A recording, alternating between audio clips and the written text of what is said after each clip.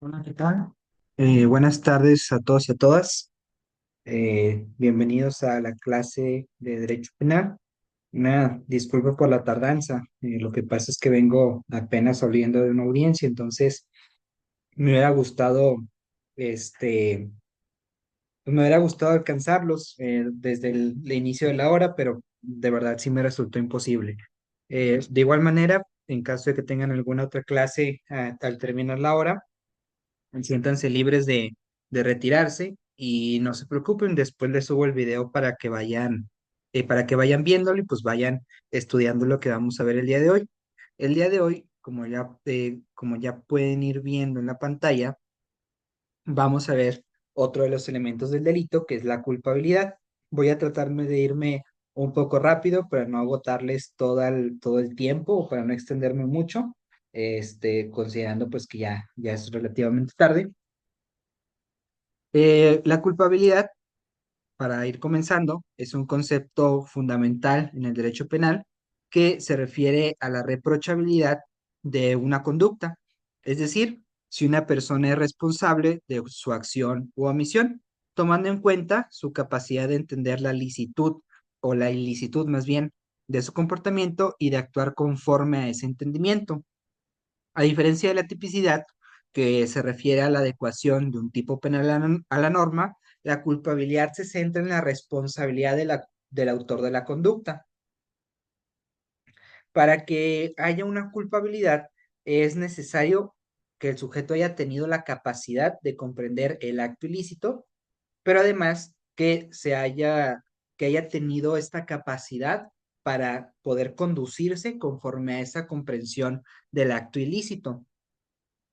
Eh, esta culpabilidad en el derecho penal es un concepto clave para poder determinar la responsabilidad de una persona en la comisión de un delito. En este primer punto o debemos entender que la culpabilidad no solo se refiere al hecho de que alguien haya cometido un acto delictivo, sino a que dicha persona, al momento de cometerlo, tenía la capacidad de comprender el carácter ilícito de su conducta y también podía actuar conforme a esa comprensión.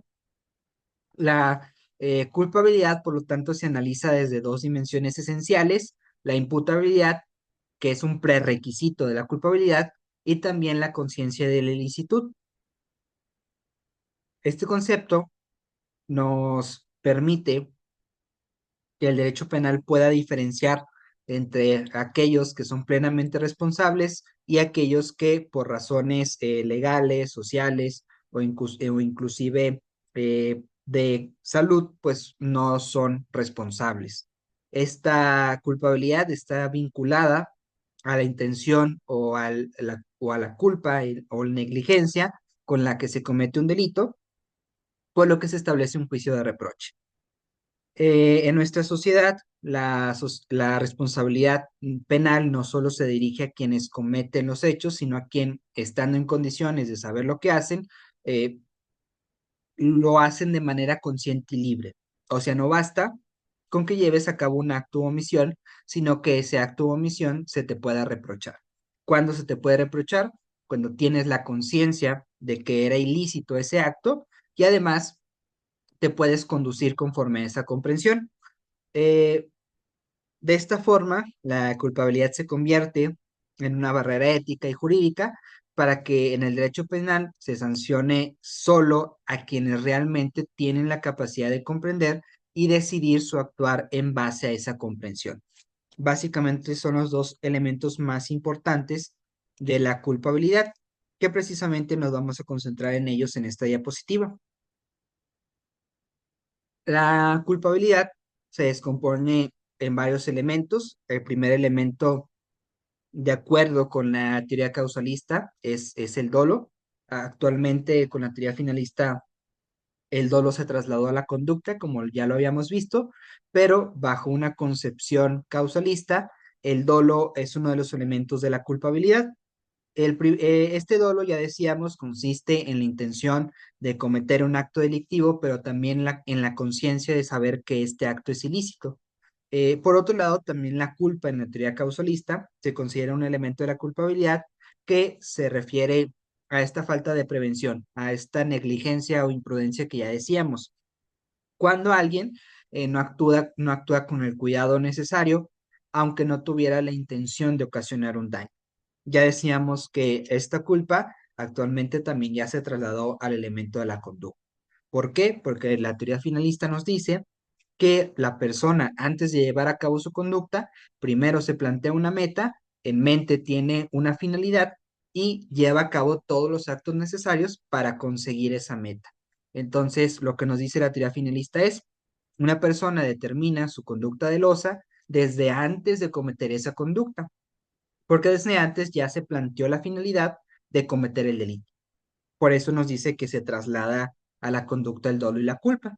Veíamos también que la culpa se trasladó por algo que se llama nexo de necesidad, que si bien aquí no tenía la intención de cometer un delito la persona, porque se trata de un accidente, de una imprudencia, pues si bien no existe esa intención, sí existe la intención de llevar los actos que ocasionaron ese accidente. Por ejemplo, de manejar en estado de ebriedad, por ejemplo, eh, no cumplir con las leyes de tránsito, ese tipo de cosas se hicieron de manera consciente, eh, y como tú ocasionaste a través de esos actos un resultado por tu imprudencia, por eso se dice que sí se te puede imputar ese resultado a ti.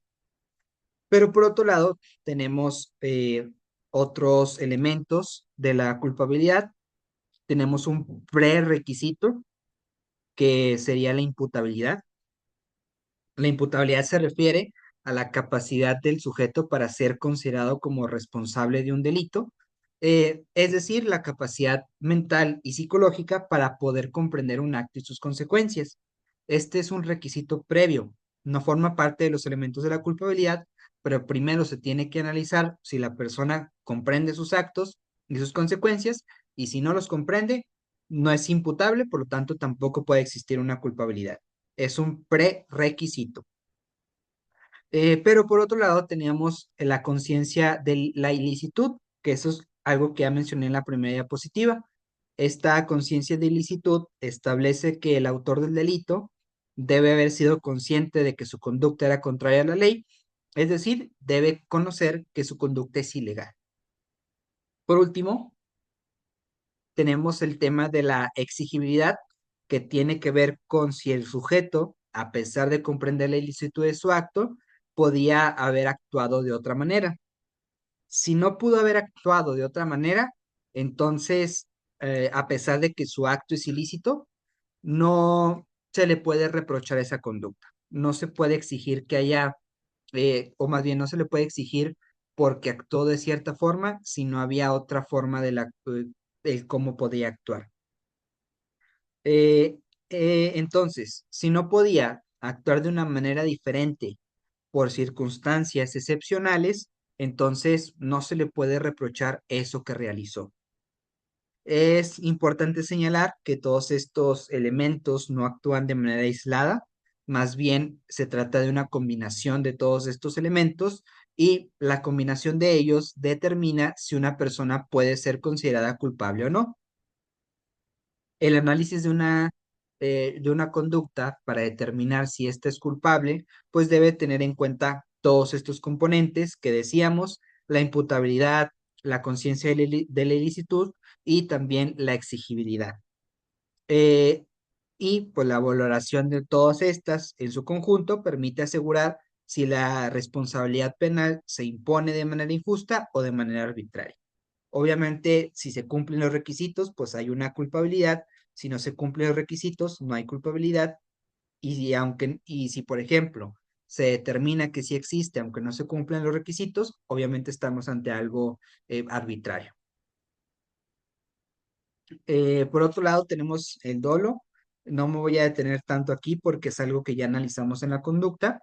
Y como les dije, la teoría causalista que nos dice que el dolo se encuentra en la culpabilidad, pues ya no es una teoría que esté tan vigente. Es más bien, pues, mera doctrina y antecedentes. Pero ya concentrándonos en el dolo, decíamos que el dolo directo, por ejemplo, se presenta cuando el autor de la conducta tiene una plena intención de realizar el delito, pero además tiene conocimiento de que lo que está haciendo es un delito. Pero además, pues llega a producir el resultado o despliega la conducta que es el delito. Aquí hay que nada más diferenciar un poquito en que existen algunos delitos que te exigen un resultado, por ejemplo, el homicidio. El homicidio consiste en privar de la vida a una persona, entonces te exige que efectivamente la prives de la vida, si no, no existe este delito, pero hay delitos de simple conducta. Por ejemplo, mm, se me ocurre en este caso las amenazas. La amenaza consiste en precisamente amenazar a alguien con hacer un daño a su propiedad, a su persona, a su familia. La amenaza, o para que exista el delito de amenazas, no es necesario que sí hagas el daño. Con el simple hecho de amenazar a alguien, ya estás cometiendo ese delito. Entonces, el dolo se puede dar en cualquiera de estos dos tipos de delitos, no hay ninguna diferencia en cuanto al dolo. Nada más quiero que se concentren en que el dolo directo consiste en conocer y en querer concretar un delito, dos elementos del tipo. Por otro lado, teníamos el dolo eventual, que también ya lo vimos. El dolo eventual se da cuando no hay una intención directa de cometer el delito que cometiste, pero tú previste el resultado y aceptaste ese resultado o aceptaste la posibilidad de que ocurriera ese resultado.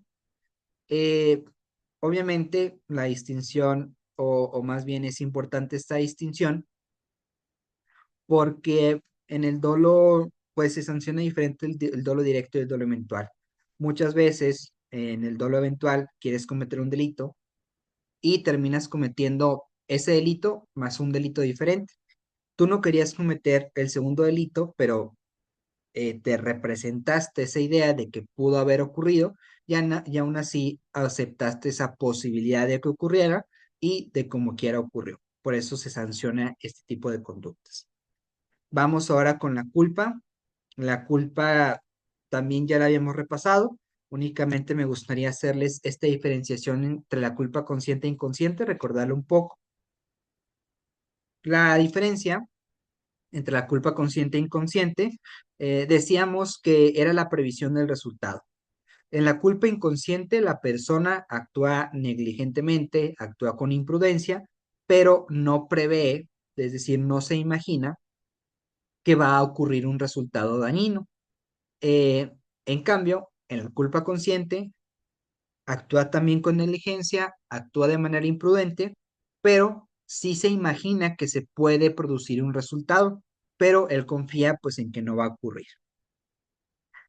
Por ejemplo, vamos a poner una situación igual, pero con sus diferencias. Imaginemos que una persona va conduciendo en estado de ebriedad un vehículo y después va y choca con un poste. Eh, en el supuesto de la culpa inconsciente, vamos a decir que la persona estaba en tal estado de ebriedad que ni siquiera se imaginó que pudo haber chocado con un poste. En cambio, vamos a hablar de culpa consciente. Si hablaríamos de culpa consciente, el supuesto sería que la persona en estado de ebriedad sí se imaginó que pudo haber chocado con un poste, pero aún así confió en que no iba a chocar en el poste. Esa es la diferencia nada más, que en la culpa inconsciente no prevés ningún resultado, en la culpa consciente sí lo prevés, pero tú pues confías en que no va a ocurrir. La diferencia ahora entre la culpa consciente y el dolo eventual, que es el que veíamos acá, la gran diferencia es la posibilidad de que ocurra el resultado. Si es muy probable que ocurra a raíz de tu conducta, es dolo eventual. Si es más o menos probable o si es poco probable que ocurra el resultado con tu conducta, estamos hablando de culpa consciente. Ya la probabilidad del resultado o no va a depender del caso en concreto. Obviamente va a depender atendiendo a la razonabilidad. Es decir, que es lo que para la mayoría de las personas, o bueno, también a varios criterios, porque la razonabilidad incluye varios elementos, pero uno de ellos podría ser las máximas de la experiencia, podría ser la lógica. Si es lógico o por experiencia toda la población sabe que ese resultado era muy probable, pues entonces estamos frente a un dolo eventual. Si era muy poco probable para la mayoría de o para la experiencia de la población, para la lógica, pues entonces estamos frente a una culpa consciente. Como siguiente punto tenemos la inimputabilidad. La inimputabilidad se refiere a la incapacidad de una persona para ser considerada responsable de sus actos debido a que no tiene la capacidad de entender la ilicitud de su conducta. Esta inimputabilidad puede provenir de diferentes fuentes. Puede ser por enfermedad mental, puede ser por minoría de edad o puede ser por cualquier otra circunstancia que normalmente es física o es mental. Entonces, a estas personas que son inimputables, no se les puede exigir una conducta diferente. A ellos se les exime de responsabilidad penal, pero ahorita vamos a hacer una precisión con los menores de edad. Eh, Se dice que estas personas son inimputables precisamente porque no comprenden o no tienen la capacidad de comprender el acto o la ilicitud del acto que están llevando a cabo. Por eso no se les puede sancionar con una pena, ya sea privativa de la libertad o de multa. Pero en el caso de las personas con enfermedades mentales, el hecho de que no tengan responsabilidad penal no implica que no tengan una sanción o al menos que no se les pongan ciertas medidas.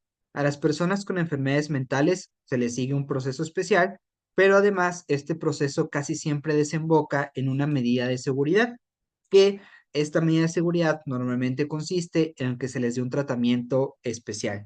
Inclusive puede consistir en que se les recluya, bueno, no recluya porque no es un reclusorio, más bien en que a las personas se encuentren por un cierto tiempo en centros de atención para este tipo de enfermedades mentales.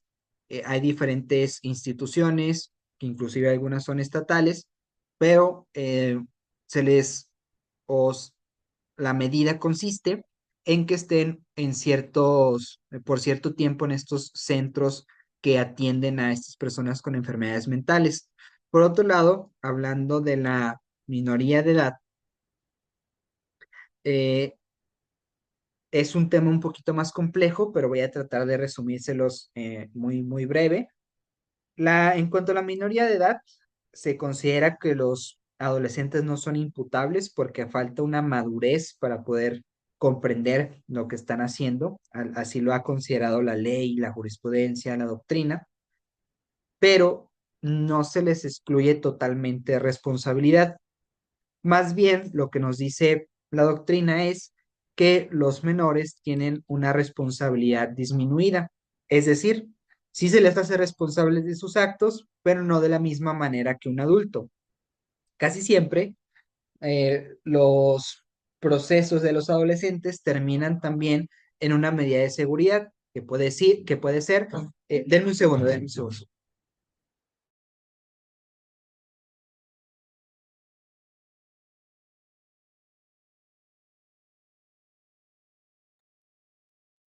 Ok, una disculpa. Casi siempre estos procesos de adolescentes concluyen en una medida de seguridad que muchas veces consiste en que estos menores estudien, que hagan trabajo comunitario, ese tipo de cuestiones, porque también que los atiendan psicológicamente, que les den apoyo social y demás, porque lo que se busca con los menores es precisamente readaptarlos para que ya no vuelvan a delinquir y para que sean personas que aporten algo a la sociedad. Pues tiene una diferente visión en el sistema de adolescentes. A los menores de edad sí se les puede recluir en un reclusorio precisamente, en un centro de reclusión, pero que siempre está separado o más bien siempre está separado de los lugares en donde están compurgando penas los adultos, pero además hay diferentes grupos etarios, es decir, grupos de edades. Por ejemplo, si es menor de 12 años, no se le puede sancionar de ninguna manera, únicamente se le da un apoyo social y psicológico y demás. Pero si son mayores de 12 años, no se les puede privar de la libertad, únicamente se les puede imponer medidas de seguridad. Cuando son mayores de 15, sí se les puede privar de la libertad, pero solamente por un plazo máximo de 3 años. Y cuando son mayores de 15, pero menores de 18, si no mal recuerdo, se les puede privar de la libertad, pero máximo 5 años. O sea, sí se les hace responsables, pero de una manera más disminuida. En eso consiste esa inimputabilidad en los menores. Por otro lado, tenemos los eximentes de culpabilidad. Hay diferentes razones que pueden excluir la culpabilidad, aun cuando la conducta sea típica y antijurídica. Entre estas eximentes de culpabilidad podríamos encontrar algunas, algunos ejemplos como los que estamos viendo aquí en la pantalla. Por ejemplo, cuando una persona actúa bajo una amenaza grave e inevitable, que se le llama miedo insuperable o estado de necesidad coactiva. Básicamente consiste en cuando te amenazan para hacer algo, pero esto también podría ser un ejemplo de una causa que exime la antijuricidad. Depende de cómo lo maneje cada uno de los códigos estatales. Tenemos también el cumplimiento de un deber, es decir, cuando se realiza una acción dentro del ámbito de una función pública. Este también podría ser un ejemplo de un eximente de antijuricidad. Les digo, varía mucho dependiendo de los códigos. Pero hay una eximente que en donde sí coincide en la mayoría de los códigos y es el error de prohibición. En el caso del error de prohibición, se puede actualizar de, dependiendo de el conocimiento que tengas, porque el error de prohibición se puede actualizar cuando tengas un desconocimiento de la ley o cuando desconozcas que tu conducta estaba prohibida por la ley. Si bien el derecho nos dice que el desconocimiento no te exime del cumplimiento de la ley, lo cierto es que en este caso sí. Obviamente hay que analizar si el error en el que estabas se podía superar o no se podía superar, pero eso va a ser materia de debate en una audiencia. De inicio, o vamos a partir de la idea de que si desconoces la ley o desconoces que tu conducta está prohibida por la ley, estamos frente a un error de prohibición. Ya tendrá sus consecuencias diferentes el ser vencible o invencible. Que les adelanto, pues si es invencible, es eximente de culpabilidad. Vamos con nuestro siguiente tema, perdón, que es la culpabilidad en el derecho penal. La culpabilidad no solo es un criterio para determinar la responsabilidad penal, sino que también es esencial para la individualización de la pena. Es decir, el grado de culpabilidad influye en la pena que se impone a una persona. Si hay una mayor culpabilidad, pues va a ser más grande la pena, y porque esto refleja el grado de responsabilidad del sujeto. Hay diferentes elementos para determinar el grado de culpabilidad, pero entre ellos, pues puede ser, por ejemplo, las condiciones personales de la persona. Si, por ejemplo, era una persona estudiada y se vale o usa sus conocimientos especializados para cometer un delito, pues es mayormente culpable que una persona que no tiene sus conocimientos. Si tiene cierta educación, si nació bajo ciertas condiciones, se le puede exigir más la conducta, es mayormente culpable, pero también se toman en cuenta otros elementos, como por ejemplo, si se le podía exigir otra conducta, qué tanto influyó él para cometer esa conducta, cuáles fueron los actos que llevó a cabo. Todo ese tipo de cosas se toman en consideración para determinar qué tan culpable es una persona. Y si es muy culpable, pues la pena va a ser muy alta. De ello depende la pena. Eh, entonces, este, la culpabilidad, pues no es uno de los elementos para determinar la pena, pero también aquí hay otros tres principios que son relevantes, que es el principio de legalidad, que nos dice que no hay pena sin ley previa. Ya lo hemos platicado, que la ley nos establece ciertos límites punibles, mínimos y máximos. Entonces, eh, por más que tú consideres que una persona es muy culpable y se le debe poner una pena mayor a la establecida por la ley, no es imposible. Siempre tienes que imponer la pena que establece la ley, ya sea la mínima, la máxima, la media aritmética o la que está en medio de la media aritmética y la mínima o entre la media aritmética y la máxima. Eh, en este caso, este principio de legalidad garantiza que la pena que se imponga esté prevista estrictamente por la ley y se va a relacionar el grado de culpabilidad con esta pena. Tenemos el principio de proporcionalidad, es decir, la pena debe ser proporcional al delito, lo que, lo que significa que el grado de culpabilidad va a determinar qué pena te van a imponer y también la gravedad de la conducta que hiciste. Y por último, tenemos el principio de humanidad que nos dice que las penas deben respetar la dignidad humana. Por eso está prohibida la pena de muerte, los azotes, golpes, etcétera.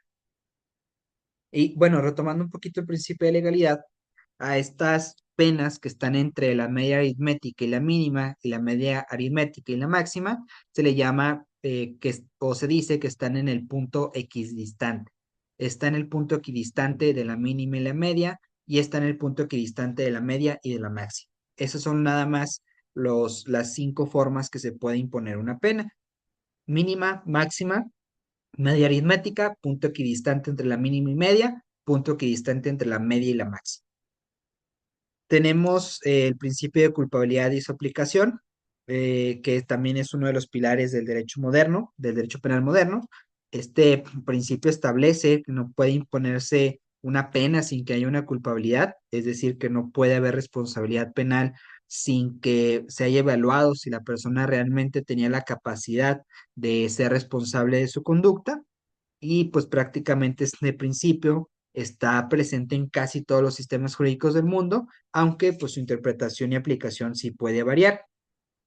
Este principio de culpabilidad es fundamental, ya que establece que una persona solo puede ser condenada penalmente si se demuestra que es culpable, entendiendo por culpabilidad la capacidad de esa persona para comprender la ilicitud de su conducta y de actuar conforme a ese conocimiento, que es lo que hemos estado repasando.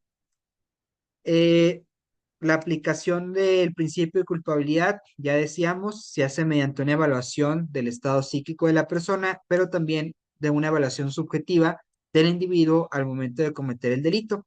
Esta evaluación permite determinar el grado de culpabilidad de la persona, pero también la gravedad del injusto. Vamos ahora para ir entendiendo el cómo funciona esta culpabilidad. Les voy a platicar por ahí un asunto en donde se... Permítame un segundo.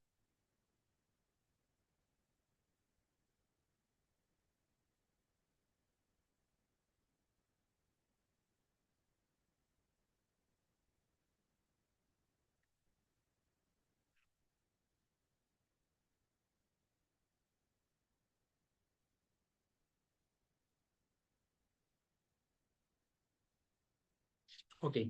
Les decía, en este caso práctico que les quiero platicar, es el caso de una persona que pertenecía a una comunidad indígena.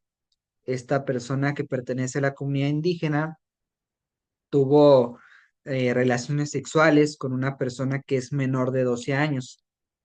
Eh, y como tuvo relaciones sexuales con una persona menor, con consentimiento de la menor, esto se califica como el delito de violación equiparada. No es una violación como tal porque no la obligó, no hubo violencia psicológica ni física para obligarla a tener una cópula, pero la ley te dice que aunque sea con voluntad, es delito. Por el hecho de que dicen pues que un menor de 12 años no puede determinar si en realidad quiere tener relaciones sexuales o no, que no tiene la capacidad de comprensión, ni tampoco un desarrollo suficiente para expresar esa voluntad. Eh, Aquí la situación es que esta persona que pertenecía a la comunidad indígena tenía esa costumbre, porque en su comunidad las personas, aunque fueran mayores de edad, se casaban con personas menores de edad. Inclusive ese fue el caso de sus padres. Cuando sus padres lo tuvieron a él, el padre tenía 19 años y la madre tenía 14. Y así se usaba en toda la comunidad. Además, esta persona pues era un albañil, eh, porque no tenía ningún otro conocimiento, básicamente aprendió un oficio y además no tenía estudios, no había cursado ni siquiera la primaria. En su pueblo no tenía prácticamente nadie estudios. Entonces, en este caso, el análisis consiste en si se le puede reprochar la conducta o no a una persona que pertenece a una comunidad indígena, que no tiene educación y que además tiene costumbres diferentes. Pero además tomando en cuenta que la persona menor de 12 años pues dio su consentimiento. Cabe agregar que la persona de 12 años se determinó que tenía un desarrollo cognitivo más avanzado para su edad, que tenía un desarrollo cognitivo como de 14 años. Entonces, de ahí el argumento que se surge, o más bien de ahí surge el argumento de que pues ya se había desarrollado suficiente para tomar esa decisión porque tenía una mayor comprensión. Y la persona indígena, el argumento fue que no tenía una capacidad de comprensión sobre esa ilicitud. Ahí se manejaba en teoría un error de prohibición, porque pues el argumento era que esta persona, como es de una comunidad indígena, desconoce totalmente la ley, eh, pero además no tenía la posibilidad de darse cuenta que estaba haciendo mal, porque básicamente estaba replicando las costumbres de su pueblo. No tenía ninguna persona que le explicara que eso estaba mal. No tenía la educación para poder comprender una ley. Pero además, si no mal recuerdo, vivía en una colonia hasta eso pues, relativamente precario, o sea, no era de fácil acceso tener esta educación para él. Este podría, obviamente, ser un caso en donde se analiza la culpabilidad de una persona, porque si tuvo la cópula con la persona menor de 12 años, o sea, si era una conducta típica y antijurídica. Si era imputable la persona porque es mayor de edad y no tenía ningún tipo de estado mental o psíquico, perdón, mental o físico, que impidiera reprocharle esa conducta. Pero lo que se argumentaba era él no tenía conocimiento de que eso era ilícito, no tiene conocimiento de la ley y no se le puede exigir ese conocimiento, no se le puede exigir que actúe de una manera diferente porque las circunstancias personales de él impiden que pueda tener esa comprensión. Ese es un caso práctico que nos sirve para estudiar el elemento, en este caso del delito, que consiste en la culpabilidad. Básicamente con esto pues ya cerraríamos la clase del día de hoy. Esta última diapositiva pues nada más era para concluir con ustedes que pues la culpabilidad es esencial para un derecho penal justo, protege los derechos individuales frente al poder estatal y también garantiza que solo sean castigados quienes merecen serlo. Incluso yo aquí modificaría esta frase, más bien diría, solo son castigados quienes son responsables de un delito y no castigados, más bien sancionados. Eh, Básicamente con este comentario final estaría cerrando la clase del día de hoy. De nuevo, les pido una disculpa, pero de verdad me fue imposible conectarme de manera, pues, de verdad me fue pues imposible conectarme a tiempo, porque ahí sí se me complicó mucho con la audiencia que tuve. Pero si ya no tenemos nada más pendiente, si no hay dudas, pues concluiríamos con esta clase. Como siempre, les agradezco mucho su atención y pues nos estaremos viendo en una próxima clase. Muchas gracias.